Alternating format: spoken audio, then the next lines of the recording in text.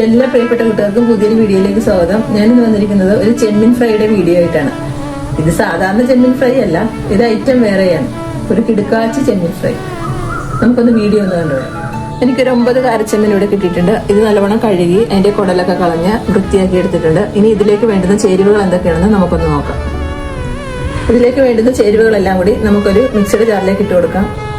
കുറച്ച് മല്ലിയില ഇട്ടിട്ടുണ്ട്, കുറച്ച് പെരുംജീരകം, കുറച്ച് കാഷ്നട്ട്, കുറച്ച് മുളക് പൊടി, കുറച്ച് വെളുത്തുള്ളി, ഒരു ലേശം ഇഞ്ചി കഷ്ണം, ആവശ്യത്തിന് ഉപ്പ്, കുരുമുളക് പൊടി, മഞ്ഞൾപ്പൊടി,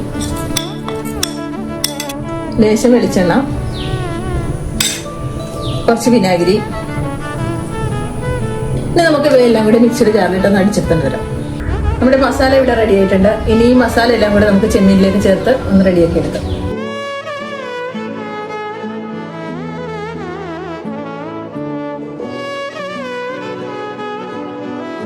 മസാല എല്ലാം കൂടെ തേച്ച് കൊടുക്കാം.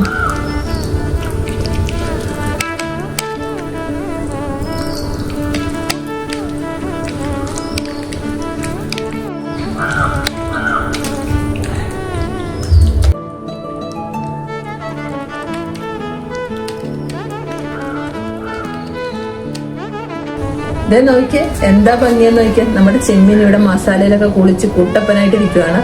ഈ ഭംഗി പോലെ തന്നെയാണ് ഇതിന്റെ ടേസ്റ്റ്. ഇത് നമുക്ക് അരമണിക്കൂർ നേരം ഈ മസാലയൊക്കെ ഒന്ന് പിടിക്കാൻ വേണ്ടിയിട്ടൊന്ന് ഫ്രിഡ്ജിൽ വെക്കാം.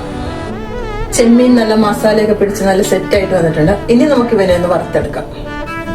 വെളിച്ചെണ്ണ ചൂടായിട്ടുണ്ട്. ഇനി നമുക്ക് അതിലേക്ക് കുറച്ച് കറിവേപ്പില ഇട്ട് കൊടുക്കാം.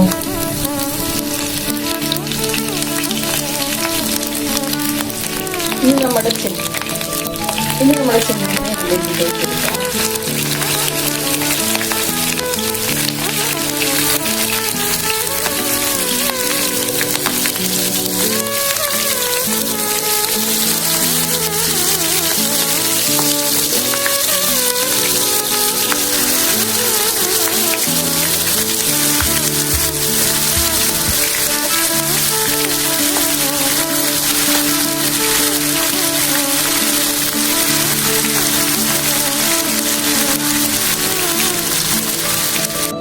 ഇനി ചെമ്മീൻ കുറച്ചു നേരം ചെറുതീയിലിരുന്ന് ഒന്ന് ഫ്രൈ ആകട്ടെ.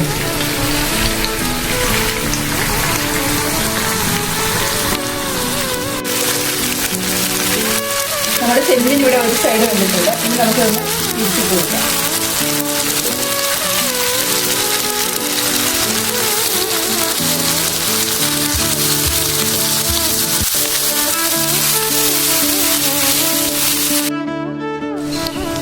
നമ്മുടെ ചെമ്മീൻ ഇവിടെ റെഡി ആയിട്ടുണ്ട്. ഇനി നമുക്കിതൊരു സെർവിംഗ് ബൗളിലേക്ക് മാറ്റാം.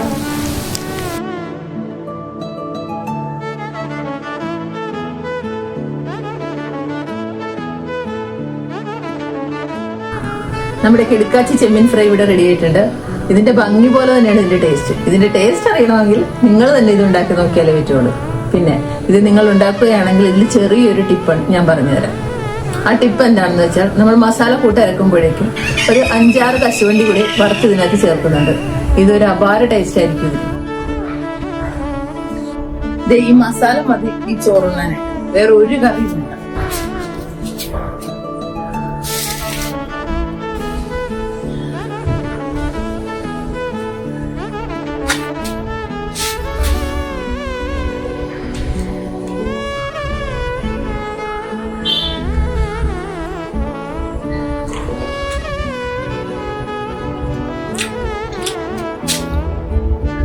സൂപ്പറാണ്. എന്റെ വീഡിയോ ഇഷ്ടപ്പെട്ട ലൈക്ക് ചെയ്ത് ഫോളോ ചെയ്ത് എന്നെ സപ്പോർട്ട് ചെയ്യും.